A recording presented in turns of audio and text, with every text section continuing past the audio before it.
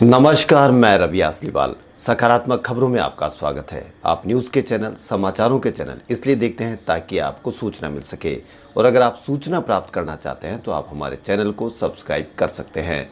और यदि आपको ऐसे चैनल देखने हैं जिसमें सिर्फ किसी का अपमान होता हो, आपके मन में गंदगी भरने का काम होता हो, और हाँ, आपको अपने बच्चों के रोजगार से, बच्चों की फीस से, महंगाई से और जो भी ऐसी देश की समस्याएं हैं उनसे तकलीफ नहीं हो, तो अब आप लड़ाई झगड़े की बहस भी देख सकते हो। लेकिन यही लड़ाई झगड़े की बहस यदि कोरोना पर हुए, बेरोजगारी पर हुए, तो इससे आपका भला होगा, देश का भला होगा। पिछले 2.5 महीने में जो पूरे संसार की समस्या है कोरोना, उस पर हमारे मीडिया चैनलों में सिंगल बहस नहीं हुई है।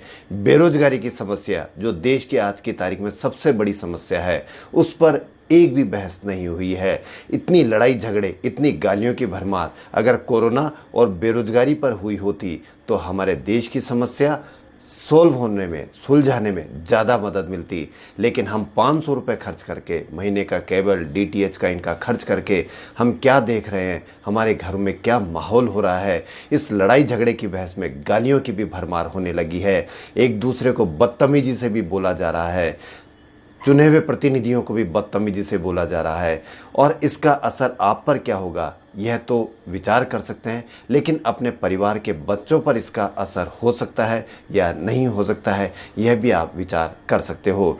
और ऐसी बहसों को समय रहते छोड़ दोगे तो आपकी समस्याएं बताई जाएगी, कोरोना की समस्याएं बताई जाएगी, बेरोजगारी की समस्याएं बताई जाएगी। और अगर नहीं छोड़ोगे तो वो अपने कामों में लगे हुए हैं, जिसका खामियाजा आपको और हमको ही भुगतना पड़ेगा।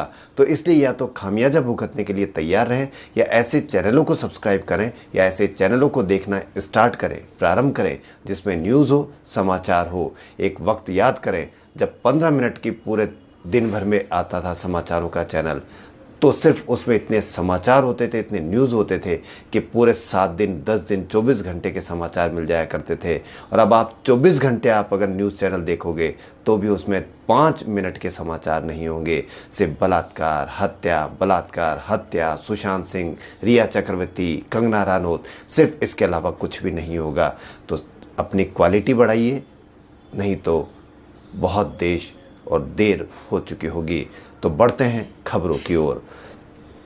देश में कोरोना के संक्रमण का ग्राफ तेजी से बढ़ रहा है। इस बीच केंद्रीय स्वास्थ्य राज्य मंत्री अश्विनी चौबे ने शुक्रवार को लोकसभा में कहा कि अगर कोविड-19 के टीके के क्लिनिकल परीक्षण सफल होते हैं तो एक प्रभावी टीका 2021 की पहली तिमाही तक, अंत तक उपलब्ध हो सकता है। इस बात को याद रखना कि पहली तिमाही 2021 के।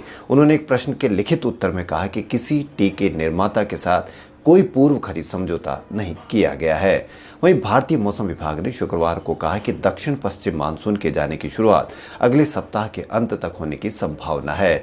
वहीं ओडिशा में भारी वर्षा के आसार बन रहे हैं, क्योंकि 20 सितंबर के आसपास बंगाल की खाड़ी के ऊपर कम दबाव का एक क्षेत्र बनने की संभावना है।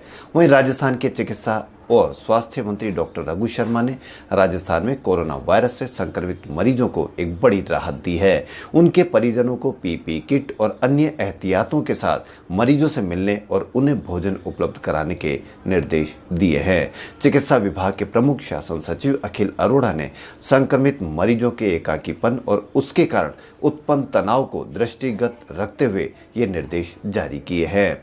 वहीं बिहार के मधुबनी में जयनगर से नेपाल के लिए ट्रेन चलाई जाएगी। ये ट्रेन सेवा जयनगर से जनकपुर होते हुए नेपाल के बर्दीवास तक जाएगी। जयनगर से नेपाल के लिए बने नए रेलवे ट्रैक पर गुरुवार को एक डीएमयू ट्रेन रवाना की गई। इस ट्रेन में 5 डिब्बे हैं, यानी नेपाल के साथ चल रहे तनाव के बीच बिहार के मधुबनी और नेपाल के लोगों के लिए राहत की खबर है। वहीं कृषि क्षेत्र से जुड़े 3 बिल को लेकर किसानों का प्रदर्शन जारी है। भारी विरोध के बावजूद केंद्र सरकार अपने कदम को पीछे खींचने के मूड में नहीं है। शुक्रवार को बिहार को कई परियोजनाओं की सौगात देने के दौरान प्रधानमंत्री नरेंद्र मोदी ने कृषि बिल का जिक्र किया और कहा कि कुछ दल किसानों को भ्रमित कर रहे हैं। इन अध्यादेशों से किसानों को बहुत फायदा मिलेगा। वहीं कोरोना महामारी के बीच सांसदों के वेतन में कटौती करने की तैयारी हो चुकी है। कोविड-19 महामारी से पैदा हुए आपात संकट से निपटने के लिए सांसदों के वेतन में 1 साल के लिए 30% की कटौती से जुड़े विधेयक आज यानी कल संसद में पास हो गया। वहीं सुप्रसिद्ध फैशन डिजाइनर शर्वरी दत्ता का कोलकाता स्थित उनके आवास पर निधन हो गया। वह 63 वर्ष की थी। और कोरोना वायरस के लगातार बढ़ते मामलों को देखते हुए दिल्ली सरकार ने छात्रों के हित में बड़ा फैसला किया। केजरीवाल सरकार ने एक सर्कुलर जारी कर सभी स्कूलों को 5 अक्टूबर तक बंद रखने की घोषणा की है। इस दौरान ऑनलाइन क्लासेस चलती रहेगी। वहीं राज्यसभा में शुक्रवार को होम्योपैथी केंद्रीय परिषद विधेयक 2020 और भारतीय चिकित्सा केंद्रीय परिषद विधेयक 2020 को मंजूरी मिल गई है। स्वास्थ्य और परिवार कल्याण मंत्री डॉक्टर हर्षवर्धन ने राज्यसभा में देश के हर नागरिक को उच्च कोटि की स्वास्थ्य सुविधाएं देने की नरेंद्र मोदी सरकार की प्रतिबद्धता को दोहराते हुए ये कहा। वहीं राजस्थान में हेल्थ विभाग की स्थानीय और स्टेट रिपोर्ट में कोरोना वायरस और मौतों के आंकड़े, मरीजों के आंकड़े अलग अलग जारी होने को लेकर राजस्थान के मुख्यमंत्री अशोक गहलोत ने शुक्रवार को सख्त निर्देश दिए और गहलोत ने अफसरों से कहा कि आंकड़ों में पूरी पारदर्शिता बरती जाए ताकि सही आंकड़े जनता के सामने आ सके। देश में कोरोना के आंकड़े 53 लाख के पास पहुंच गए हैं। शुक्रवार को वहीं 24 घंटे में 1223 मौत भी हुई। इन्हें मिलाकर मृतकों की संख्या 85,520 हो गई, जबकि मृत्यु दर 1.61% रह गई। वहीं 98,910 मरीज ठीक भी हुए। किसी भी एक दिन में ठीक होने वाले मरीजों की यह सबसे अधिक संख्या है। वहीं रिकवरी रेट भी 79.23% हो गई है, जो कि एक बहुत अच्छी रिकवरी रेट मानी जाती है। दुनिया की सबसे बड़ी क्रिकेट लीग IPL शनिवार यानी आज से शुरू हो रही है। यूएई में दूसरी बार हो रही लीग में 8 टीमें हिस्सा ले रही है। पहला मुकाबला चैंपियन मुंबई इंडियंस और चेन्नई सुपर किंग्स के बीच अबू धाबी में आज शाम 7:30 बजे से होगा। यह लीग 53 दिन चलेगी और 3 स्टेडियम में 60 मैच होंगे। फाइनल मुकाबला 10 नवंबर को खेला जाएगा।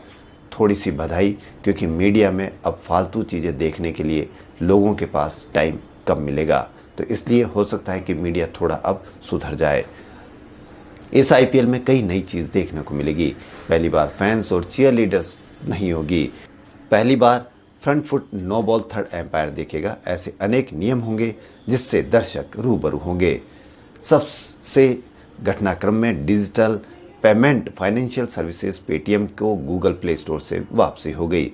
शुक्रवार दोपहर गूगल में पेटीएम को अपने प्ले स्टोर से हटा दिया गया और कहा गया कि इन्होंने नियमों का उल्लंघन किया, लेकिन कुछ समय बाद वापस गूगल प्ले स्टोर पर पेटीएम ऐप को ला दिया गया।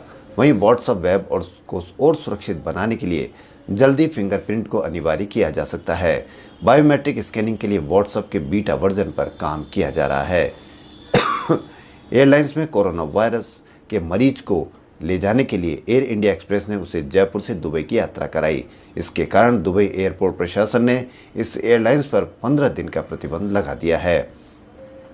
वहीं राजस्थान हाईकोर्ट ने राजस्थान अधीनस्थ और मंत्रालय कर्मचारी चयन बोर्ड के जरिए लैब टेक्नीशियन और सहायक रेडियोग्राफर के पदों पर हो रही 2020 की भर्ती के अंतिम परिणाम जारी करने पर रोक लगा दी है, लेकिन अभ्यर्थियों के दस्तावेजों की जांच और काउंसलिंग जांच रखने की मंजूरी दी है।